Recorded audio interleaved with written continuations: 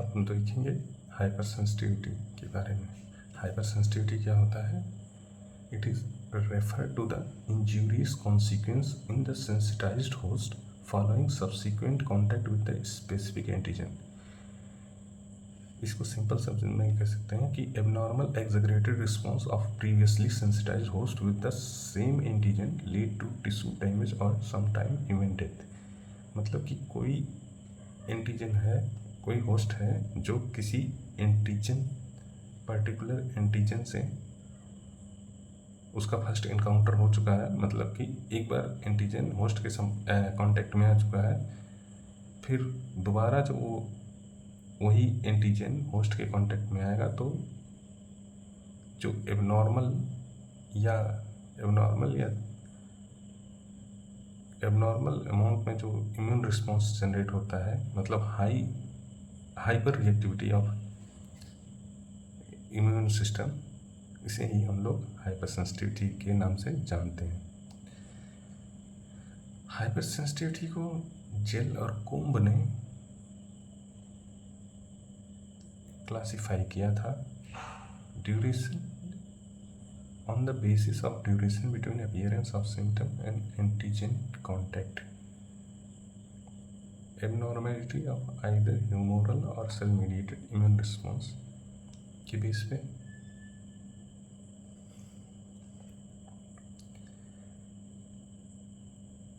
तो total 4 classes होते हैं हाइपर सेंसिटिविटी के। Type 1, type 2 hypersensitivity reaction, type 3 hypersensitivity reaction. Type 1 to type 3 hypersensitivity reaction are humoral immune response, and type 4 hypersensitivity reaction cell mediated.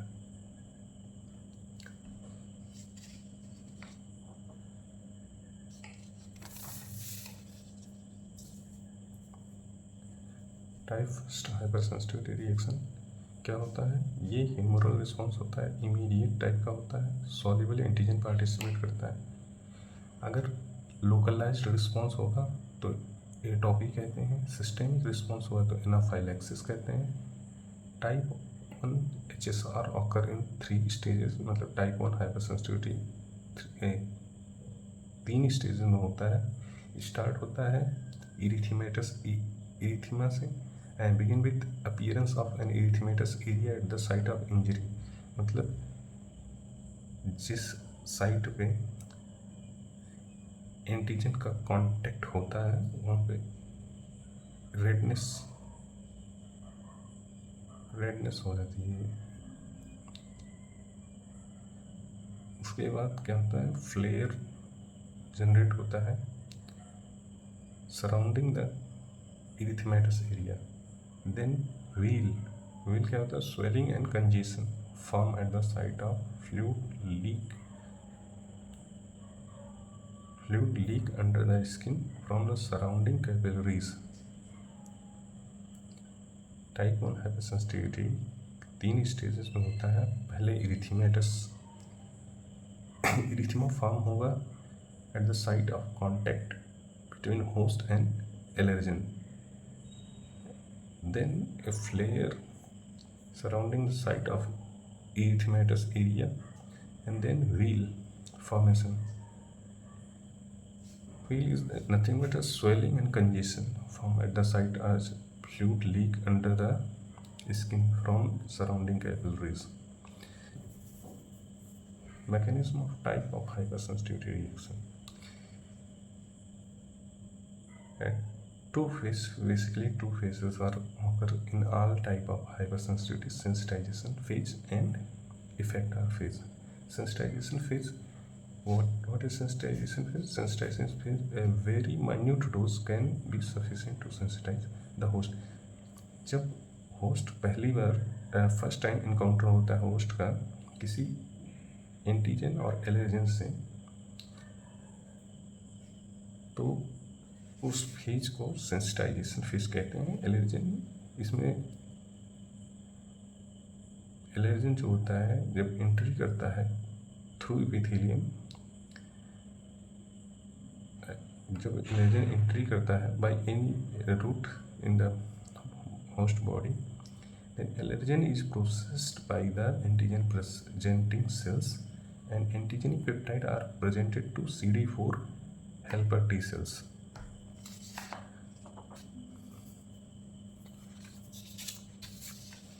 Activated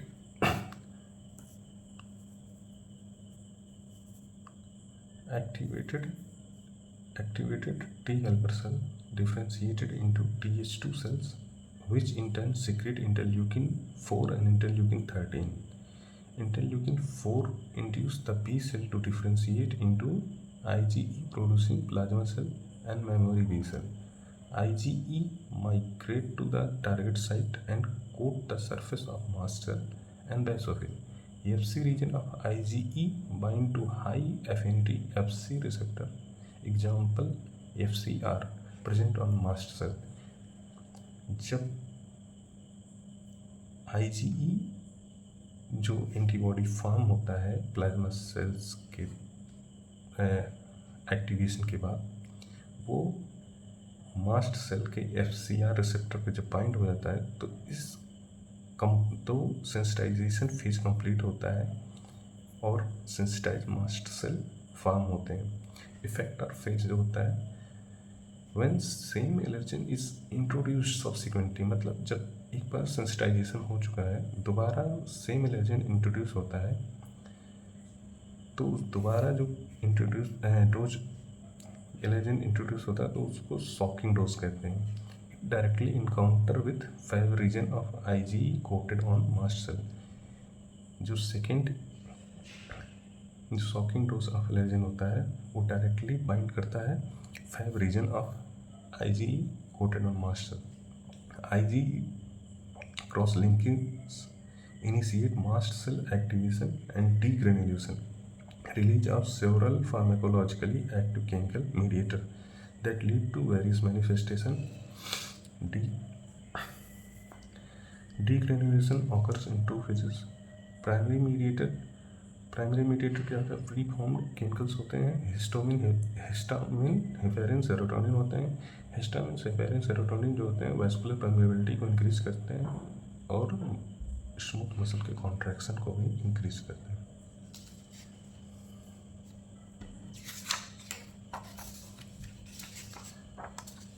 other primary mediator में आते हैं eosinophil कीमोटैक्टिक factor.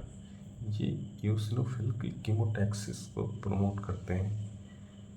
Neutrophil कीमोटैक्टिक factor ये neutrophil के chemotaxis को promote करते हैं. Proteases जो होता है ये ब्रोंकियल म्यूकस सिक्रीशन को प्रमोट करता है. Degradation of blood vessels and basement membrane को प्रोड्यूस करता है, इन्हेंस करता है या स्टार्ट करता है.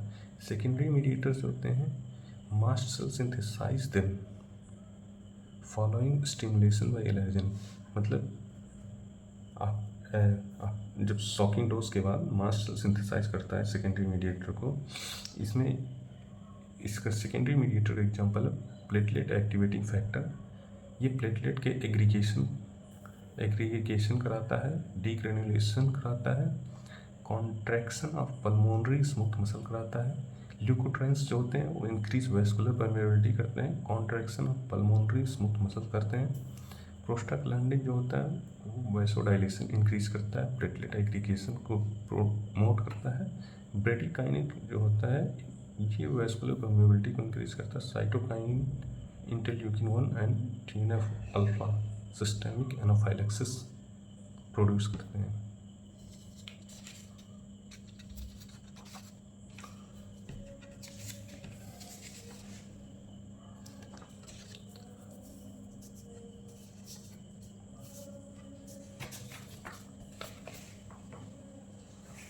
अब हम लोग जो टाइप 1 हाइपर सेंसिटिविटी होता है उसके मैकेनिज्म को हम लोग डिटेल में पढ़ेंगे. तो यहाँ पे ये कोई एंटीजन है जो बॉडी में इंटर हुआ थ्रू एपिथेलियम, तो एलर्जन जो है वो एंटीजन प्रेजेंटिंग सेल के द्वारा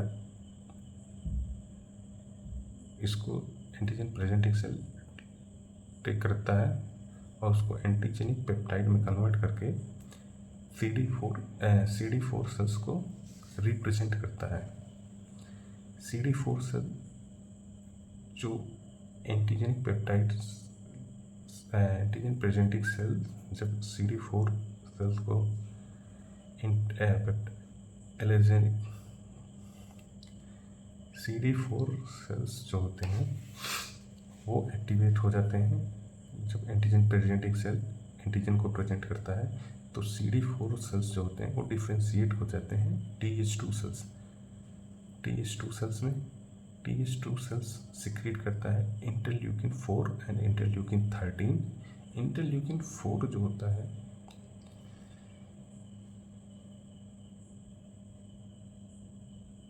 इंटरल्यूकिन 4 एंड 13 प्रोड्यूस करता है। इंटरल्यूकिन 13 जो होता है ये म्यूकस सिक्रीशन को प्रमोट करता है। और फर्दर जब TH2 सेल्स जो होते हैं वो बी सेल जो एक्टिवेटेड TH2 सेल है वो बी सेल से बाइंड करता है और उसको एक्टिवेट करता है बी सेल्स को। ये इंटरल्यूकिन 4 मीडिएटेड होता है। Interleukin 4 mediated activation of B cells by T helper 2 cells, TH2 cells. Then B cell differentiate into memory B cell and plasma cells. Plasma cells secrete allergen specific IgE antibody. IgE antibody attaches to mast cell present at the site of mast cell. Allergen specific IgE bind to FcR receptor present on mast cell and this process is called sensitization phase. यहाँ पे पहला phase complete हो जाता है। When second encounter of the same allergen occur,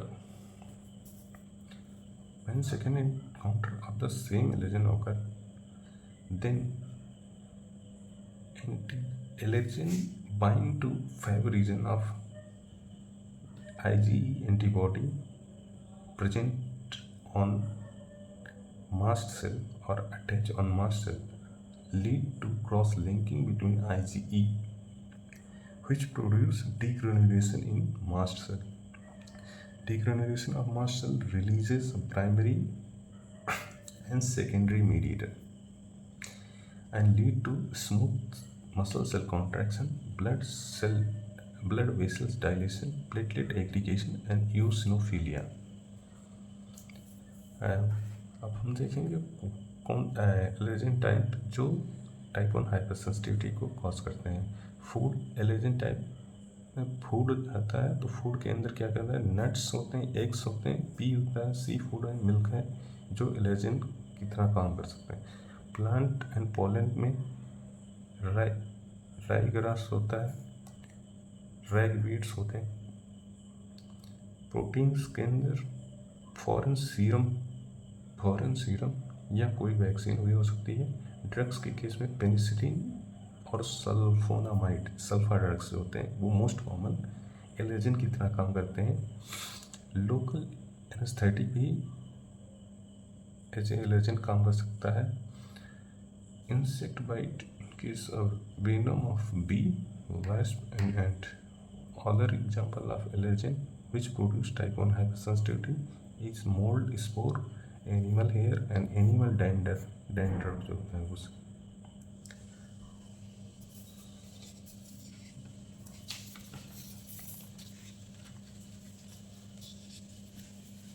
अब देखेंगे हम लोग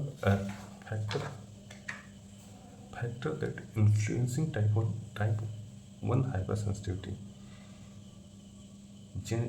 Factor influencing type 1 hypersensitivity include genetic makeup. Sometimes type 1 hypersensitivity seen in familial cases, like if a close relative like parents or sibling have that type 1 hypersensitivity, chances of the other member to have type 1 hypersensitivity is always high. Allergen dose. A particular amount or optimum dose required for type 1 hypersensitivity. TH1 versus TH2 response. TH1 response produce cytokine, interferon, gamma, which is inhibitory to type 1 hypersensitivity. Type 2 response, type TH1 versus TH2 response. TH1 response produce cytokine, interferon, gamma, which is an inhibitory to type 1 hypersensitivity. TH2 response induce cytokine, interleukin 3, interleukin 4, interleukin 5, and promote IgE mediated allergic responses. Manifestation of type 1 hypersensitivity reaction classified on the basis of what type of response is produced. Systemic response if produced called systemic anaphylaxis, if produced localized response, localized anaphylaxis or atopic. Systemic anaphylaxis क्या होता है? Systemic anaphylaxis जो acute medical emergency condition है, characterised by severe dyspnoea, hypotension and vascular collapse leading to death at a time. A wide range of allergens such as penicillin and sulfonylureas can produce systemic anaphylaxis. Treatment: 0.5 ml epinephrine or adrenaline given IM.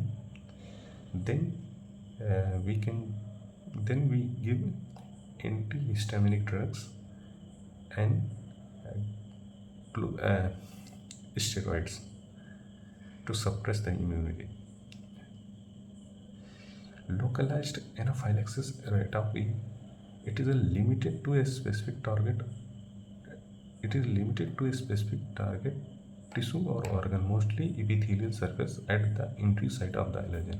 Almost always run in families.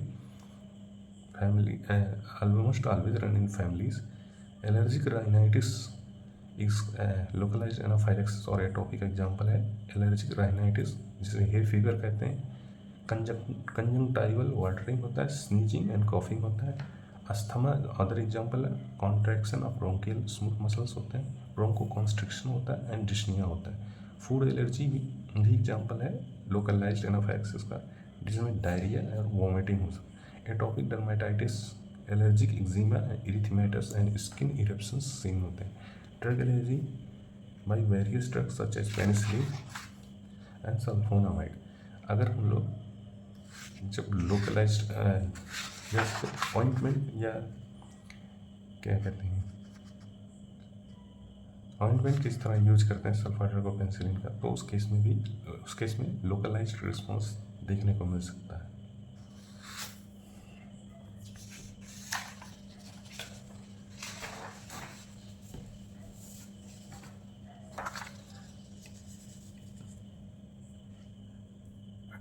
अब हम देखेंगे detection of type 1 hypersensitivity. Type 1 hypersensitivity कैसे detect करते हैं? इसके लिए हम skin prick test कर सकते हैं. स्किन प्रिक टेस्ट में क्या होता है कि जो पॉसिबल एलर्जेंस होते हैं उसको सबक्यूटेनियस इंजेक्शन के थ्रू इंट्रोड्यूस करते हैं. उसके बाद वहाँ पर एलर्जिक रिएक्शन को स्टडी करते हैं. टोटल सीरम IgE एंटीबॉडी को मेजर करके भी टाइप 1 हाइपरसेंसिटिविटी रिएक्शन को डिटेक्शन किया जा सकता है. एलर्जन स्पेसिफिक IgE को डिटेक्शन करके टाइप 1 हाइपरसेंसिटिविटी का पता लगाया जा सकता है. ये मोर स्पेसिफिक होता है. मल्टीप्लेक्स इम्यूनोब्लॉट एसे के थ्रू एलर्जन स्पेसिफिक IgE पता डिटेक्ट कर सकते हैं, या फ्लोरो एंजाइम इम्यूनो एसे के थ्रू कर सकते हैं. ऑटो इम्यून एसे सिस्टम के through allergen specific IgE find कर सकते हैं, या रेडियो एलर्जो सॉर्वेंट टेस्ट के थ्रू रास्ट के थ्रू एलर्जन स्पेसिफिक IgE को डिटेक्ट कर सकते हैं. ट्रीटमेंट क्या होता है टाइप 1 हाइपरसेंसिटिविटी का? पहले तो एवॉइडेंस. अगर हमें डाउट है या पता है कि इस चीज़ से एलर्जी होता है तो उस चीज़ से हमें अवॉइड करना चाहिए, उसके कांटेक्ट में से बचना चाहिए. जैसे कि कॉमनली देखा जाता है कि type 1 hypersensitivity dust, house, pets और एलर्जिक फूड से होता है, तो इन केस में हम लोग इससे अवॉइड कर सकते हैं. हाइपोसेंसिटाइजेशन क्या होता है? Repeated exposure to increase subcutaneous dose of allergen can reduce और eliminate the allergic response to the same allergen. तीसरा है monoclonal anti IgE antibody can bind and block the IgE but useful only the IgE is not already bound to IgE affinity Fc receptor. Monoclonal anti IgE antibody ये useful होता है अगर कोई first time किसी allergen से contact में आता है और उस एलर्जन की जो टेंडेंसी है वो टाइप 1 हाइपरसेंसिटिविटी रिएक्शन को कॉज करने की है, तो उस केस में मोनोक्लोनल एंटीबॉडी का यूज़ किया जाता है। इसके अलावा ड्रग्स जो होते हैं एंटीहिस्टामाइंस का यूज करते हैं, इपिनेफ्रिन और एड्रेनालिन का यूज करते हैं, कॉर्टिसोन जो स्टेरॉइड्स हैं, थियोफाइलिन का, और क्रोमोलिन सोडियम ये होता है मास्ट सेल स्टेबलाइजर, मतलब कि मास्ट सेल के डीग्रेन्युलेशन को प्रिवेंट करता है।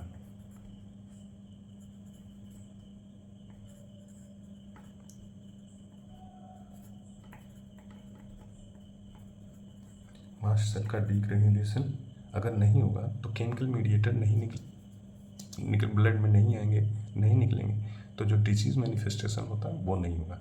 इसमें इसलिए क्रोमाइलिन सोडियम उस चीज़ में हेल्प करता है। Thank you for watching.